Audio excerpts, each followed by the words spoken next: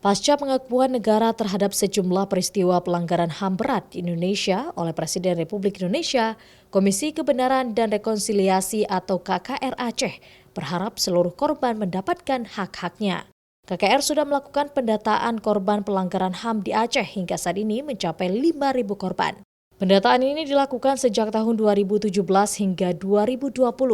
Para korban yang ditemui oleh Komisioner KKR mengakui mendapatkan berbagai kekerasan fisik dan mental seperti penyiksaan, penghilangan hak hidup, kekerasan seksual, hingga perampasan harta benda. Korban ini mendapat pengakuan negara, itu yang paling penting. Dan kami juga sudah merekomendasikan reparasi kepada pemerintah secara mendesak maupun komprehensif. Korban sangat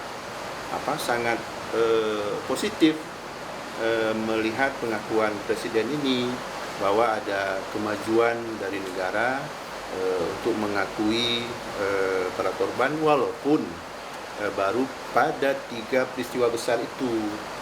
KKR Aceh memiliki mandat non-yudisial sehingga nama-nama korban pelanggaran HAM itu diserahkan pada pemerintah.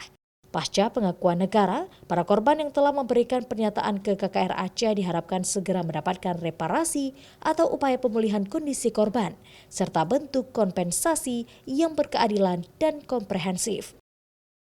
Mustajab, Kompas TV, Banda Aceh.